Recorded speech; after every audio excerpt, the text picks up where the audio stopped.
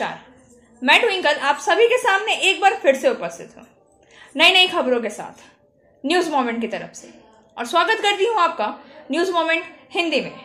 तो बढ़ते हैं खबरों की तरफ।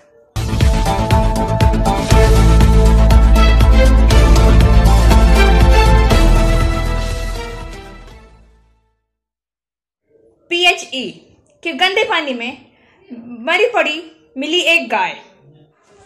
राज्य सरकार के कल्याणेश्वरी PHE कार्यालय के लेक साइड में एक मरी हुई गाय पानी में पड़ी है। दूषित पानी बढ़ाकर नदी में बह रहा है। पानी को फिर से छानकर कुछ साल पहले पीने के पानी के लिए इस्तेमाल किया गया था, लेकिन अब इसे अनुपयोगी बनाने के लिए शिविर के माध्यम से बढ़ाकर नदी की ओर मोड़ा जा रहा है। लेकिन सवाल यह है कि क्या उस पानी में एक मरी हुई गाय है? इसके बावजूद PHE अधिकारियों के पास किसी भी प्रकार का आश्रय नहीं है, क्योंकि प्रदूषित पानी बढ़ाकर नदी में डाला जा रहा है। इस संबंध में PHE विभाग के एक अधिकारी मधुसूदन मंडल ने बताया कि इस गंदे पानी को शिविर के जरिए बढ़ाकर नदी में छोड़ा जा रहा है। इससे PHE विभाग क्या कर सकता है? उन्होंने यह भी कहा है कि अब उन्हें मवेशियों के बारे में पता चल गया है, तो उसे जल्द ही उठाने की व्यवस्था की जाएगी। एक जानवर की जान चली गई, कल किसी इंसान की जान भी जा सकती है। लेकिन PHE विभाग के कार्यकारी अभियंता पुण्य ज्योति राय ने कहा कि मामले की जांच की जा रही है और दूषित पानी को नदी में नहीं डाला जा सकता है या बाहरी लोग प्रवेश नहीं कर सकते हैं। लगातार खबरों के लिए बने रहिए हमारे साथ। मिलते हैं छोटे से ब्रेक के बाद। PSJ TVS Asansol, mobile number 8695607709, toll free number 1800123399999। India's first scooter, play smart play pick. Rajya Sabha के सभापति ने M वेंकैया नायडू ने 12 सांसदों के निलंबन को रद्द करने के अनुरोध को खारिज कर दिया। कांग्रेस, दमरुक और नेशनल कॉन्फ्रेंस समेत विपक्षी दलों ने मंगलवार को वॉक किया।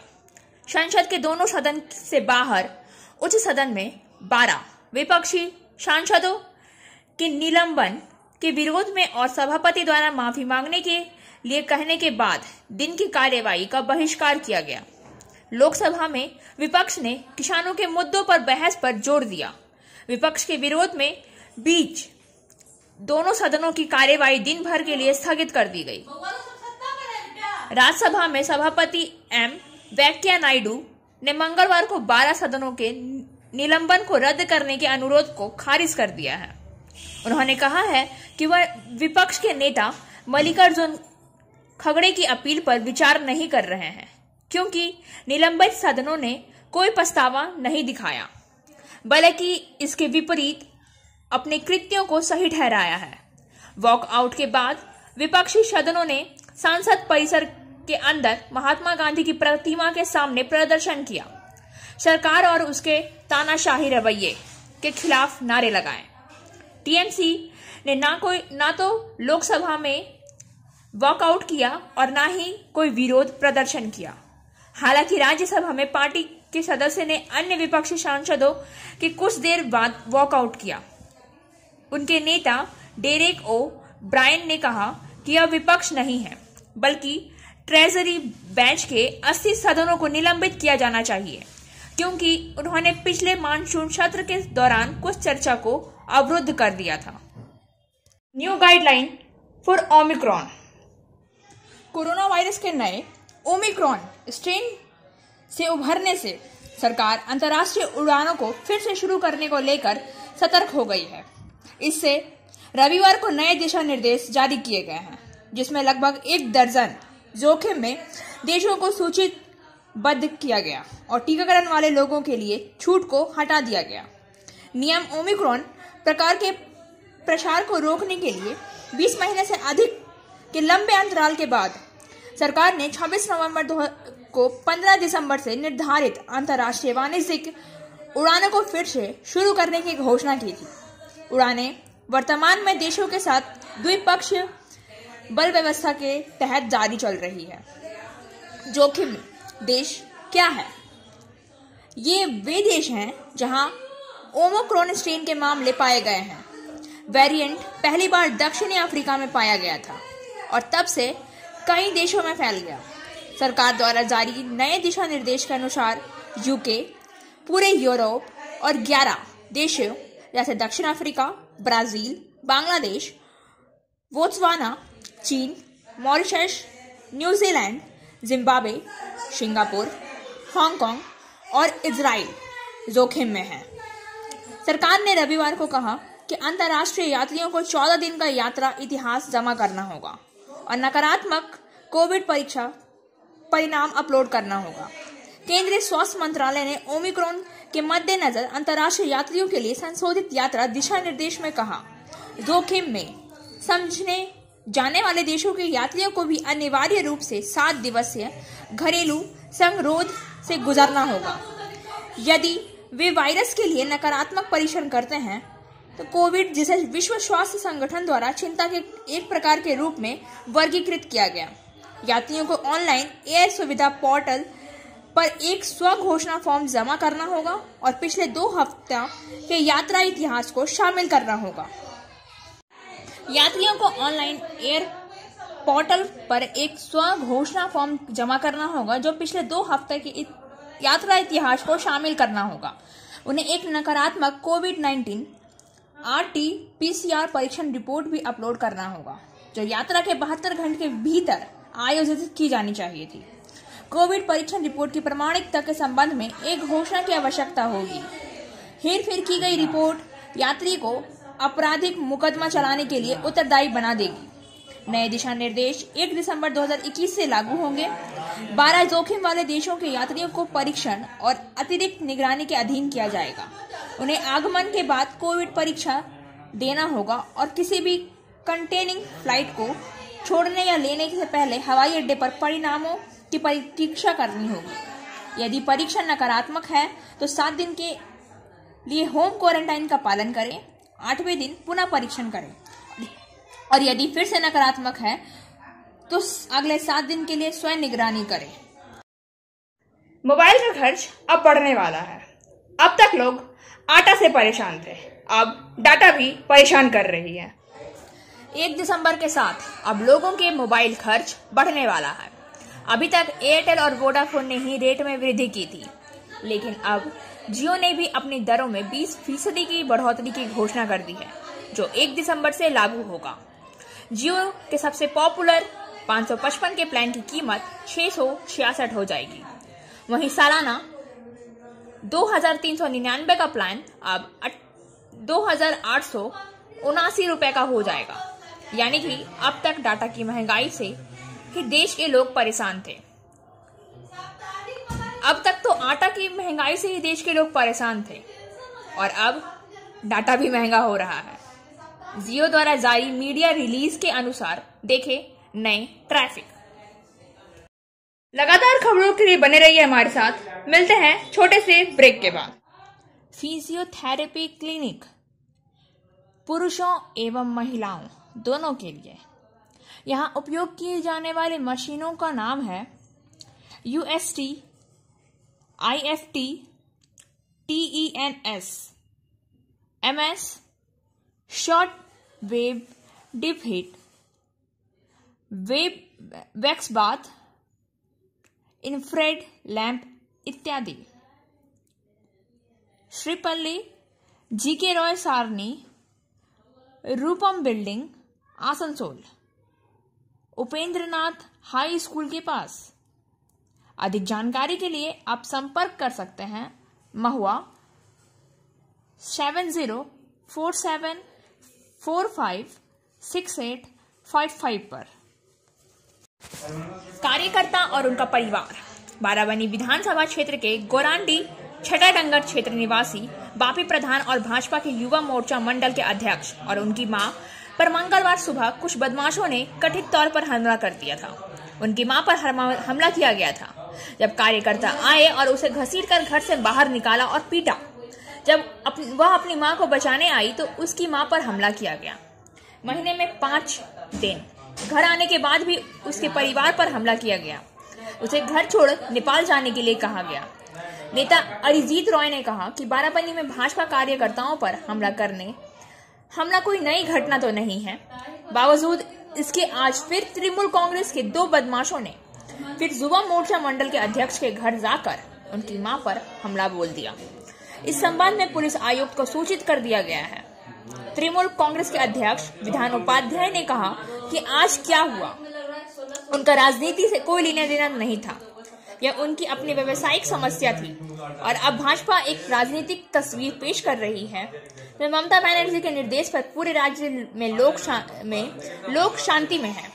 पुलिस प्रशासन को सूचित किया गया कि वे जांच करें और घटना हो और दोषियों को सजा मिले। কি আজকে এই পরিবারগুলোর একটাই অপরাধ, তারা ভারতীয় জনতা পার্টি করেছে। তারা এই বিধানসভা নির্বাচনে ভারতীয় জনতা পার্টি পদ্ম ফুলের ঝান্ডাটা ধরে কাজ করেছে, এটাই তাদের অপরাধ। এবং আপনার এই যে দুষ্কৃতী আকবর আলম অবিলম্বে একে গ্রেপ্তার করতে হবে।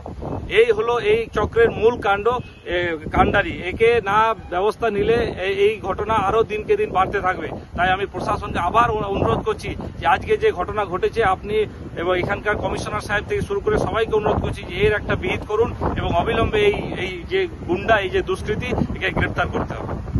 করতে পারে তো আমরা যদি যে দোষী আছে বা সেটা প্রশাসনকে আমরা অলরেডি বলে দিয়েছি যে দোষী আছে তাকে প্রশাসনের মতো চলুক। এটাকে তৃণমূলে কোনো যোগ নেই? না, পার্টি পুটে এটা ব্যাপারে নেই। পার্টির ব্যাপার কি কারণ হতে যাবে এখানে? পার্টির কোনো এটা পার্টি ঝুট ঝামেলা হয়, ভোটের টাইমটাতে ঝুট ঝামেলাটা হয়। এখন তো পার্টির কোথাও সারা পশ্চিমবঙ্গে কিন্তু কোথাও ঝুট ঝামেলা কিচ্ছু নেই। মানুষ শান্তিতে আছে, যে বিজেপি করেছে সেও শান্তিতে আছে, তৃণমূল তো শান্তিতে আছে, সিপিএমও শান্তিতে আছে, সবাই শান্তিতে আছে। এখানে মমতা ব্যানার্জির একদম ভিত্তিহীন। নিজেদের পারিবারিক কিছু ব্যাপার আছে, যেটা কিছু হয়তো ব্যবসা লেনদেন হবে বা কিছু ব্যাপার আছে যে কারণে ঝামেলা। যা আমরা কোনো ঝামেলাই চাই না। দেখলাম দিয়ে মারামারি হাতাপাই হচ্ছিল। কারা মারছিল? নাম বলো, ওই তো কি বলতে গেলাম, রাজেশ ছিল, আকবর ছিল, আর কে ছিল, অনেকগুলাই ছিল। আচ্ছা, ওরা কি কোনো দলের লোক পড়ে, দল পার্টি করে? সে তো বাপি এলে জানতে পারবেন, সে তো নিশ্চয়ই। আচ্ছা, ঢুকে মারতে শুরু করে দিল আপনাদের? আমাদের মানে বাপি গায়ে হাত দিচ্ছিল, ওর মা ছিল, ওদের গায়ে হাত দিচ্ছিল, আমাদেরকে দেয়নি। টানা খেচা করছিল? টানা খেচা, ওদের মাদের সঙ্গে মারপিট, ওদের বাইরে নিয়ে গিয়েছিল। আচ্ছা, আপনারা একটু বসুন, বাপি আসছে তো। বলছি কি কারণে মারধর কিছু বলতে? সেটা আসুক, বাপি আসুক, আপনি শুধাবেন, ওর মা আসছে। আপনার নামটা কি? আমার নাম রুমা প্রধান। কি রুমা প্রধান। কে হন বাপি? কাকিমা। लगातार खबरों के लिए बने रहिए हमारे साथ। मिलते हैं छोटे से ब्रेक के बाद। एंजल विद्या मंदिर, a sure way to success. We provide class 8 to 10, class 11 and 12, graduation honors and program. We also provide all types of competitive class. For further information, please contact 9932864067 or 8116183079. Panagarh डाकघर में हुई चोरी। पश्चिम बर्धमान जिला के पानागढ़ बाजार स्थित डाकघर में हुई चोरी से इलाके में हड़कंप मच गया है। मंगलवार को डाकघर के कर्मचारी डाकघर खोलने पहुंचे तो देखा कि शटर का ताला टूटा हुआ था और डाकघर के अंदर का सारा सामान बिखरा पड़ा था। बाद में सूचना पाकर पहुंची कांकासाब पुलिस ने मौके पर पहुंचकर जांच शुरू कर दी है। हालांकि डाकघर का कोई भी कर्मचारी चोरी पर कोई टिप्पणी नहीं किया है। डाकघर में चोरी होने की स्थिति में डाकघर सुबह 9:30 बजे खुलना था, लेकिन डाकघर नहीं खुलने से ग्राहकों को परेशानी हुई है। सुबह से ग्राहकों के वहां जमा होने पर पता चला कि डाकघर चोरी के कारण नहीं खुला है। पानागढ़ बाजार जैसे अहम स्थान पर आए दिन चोरी होने से पानागढ़ के निवासी दशहत में हैं। लगातार खबरों के लिए बने रहिए हमारे साथ। मिलते हैं छोटे से ब्रेक के। Coaching for medical need ends entrance exam by D.K. Lal sir. For further information, please contact 829475। चोरी मामले में पुलिस ने किया अशोक शंकर को गिरफ्तार। कोयला चोरी के मामले में पुलिस ने अशोक शंकर को गिरफ्तार किया। कुल्टी 19 नवंबर। आसनसोल दुर्गापुर पुलिस कमिश्नरेट ने कुल्टी थाना ने खुद को पुलिस का खास बताने वाला अपराधी अशोक शंकर को कोयला चोरी के मामले में गिरफ्तार किया है। अशोक वह शख्स है जो पुलिस अधिकारियों से नजदीकियों के बल पर लोगों को धमकाकर पैसा वसूली करता था। सूत्रों के माने तो अशोक के खिलाफ कई लोगों ने यहां तक कि तृणमूल के कद्दावर नेता दुलाल चैटर्जी ने भी मोर्चा खोला था, लेकिन अशोक ने अपनी धौंस का फायदा उठाते हुए मामले की लीपापोती कर दी थी।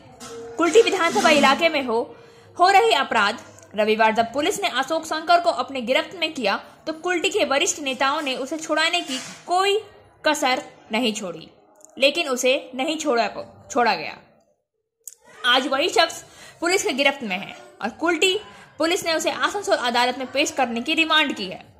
आसनसोल दुर्गापुर पुलिस कमिश्नरेट क्षेत्र में अपराधियों पर लगाम लगाने के लिए एडीसीपी पुलिस तत्पर है।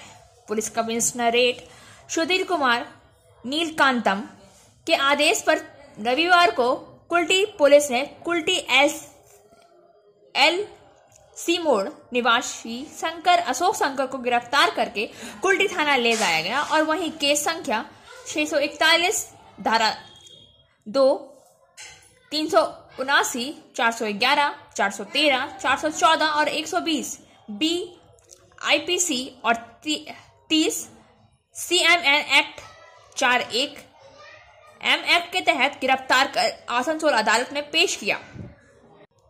वहीं कोर्ट ने अशोक शंकर के जमानत अर्जी को खारिज कर दिया है। पुलिस की इस कार्रवाई से आम जनता ने राहत की सांस ली है।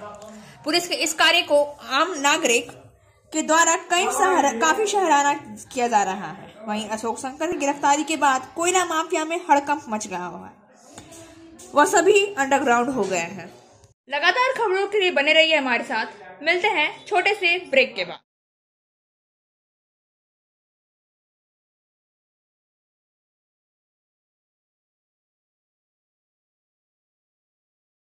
$144 करोड़ रुपए की ठगी में एक युवक को किया गया गिरफ्तार।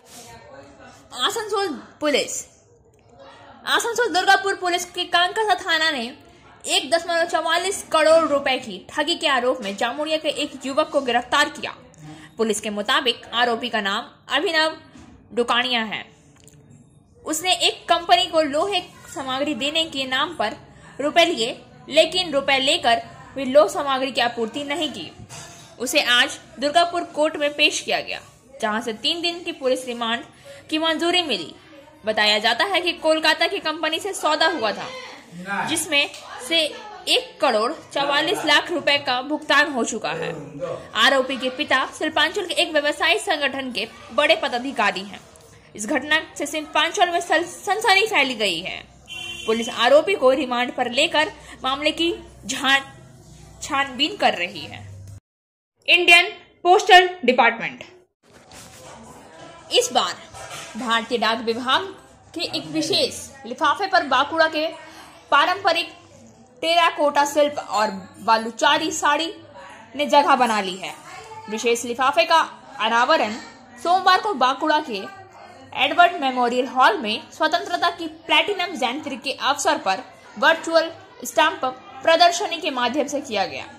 डाक विभाग ने सोमवार को बांकुड़ा जिला के एडवर्ड मेमोरियल हॉल में बांकुड़ा जिला का हस्तशिल्प और कुटीर उद्योग पर एक विशेष कवर जारी किया।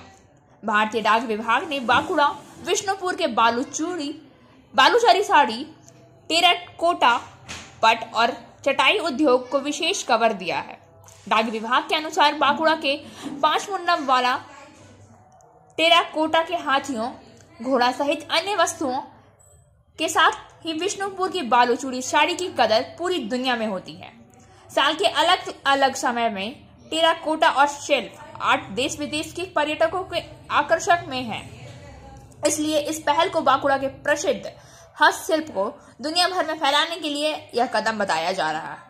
इससे पहले भारतीय डाक विभाग ने विष्णुपुर के सबसे पुराने स्मारकों में एक दलमदल कमान को विशेष कवर दिया।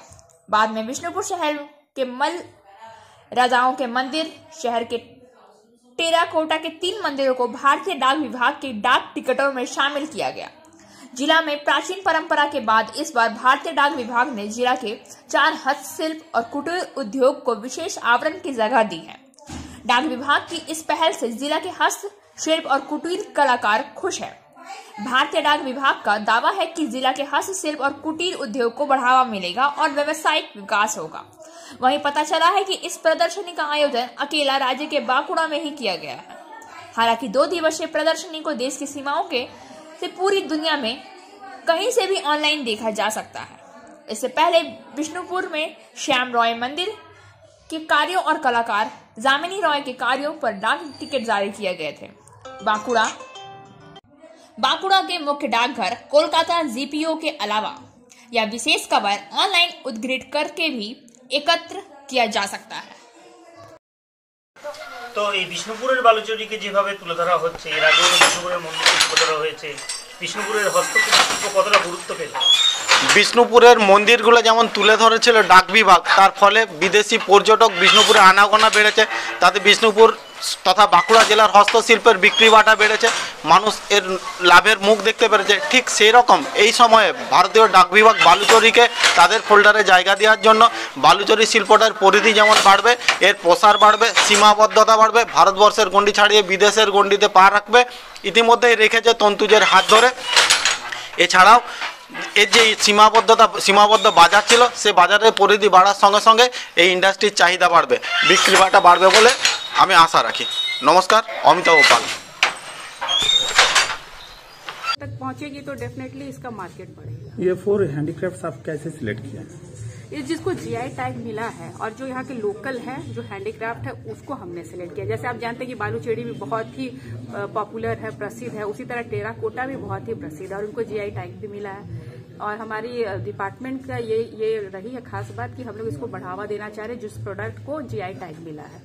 और इसके अलावा जो पट्टचित्र है और जो माधुरकाटी का जो चटाई है, उसको भी हम लोग, उसके ऊपर भी हम लोग स्पेशल कवर रिलीज कर रहे हैं, जिससे इसको भी लोगों तक जानकारी फैले, इसका प्रचार हो और ज्यादा से ज्यादा लोग इसको खरीदें। Thank you ma'am. लगातार खबरों के लिए बने रहिए हमारे साथ। मिलते हैं छोटे से ब्रेक के बाद। एंजल विद्या मंदिर, a sure way to success. We provide class 8 to 10, class 11 and 12, graduation honors and program. We also provide all types of competitive class.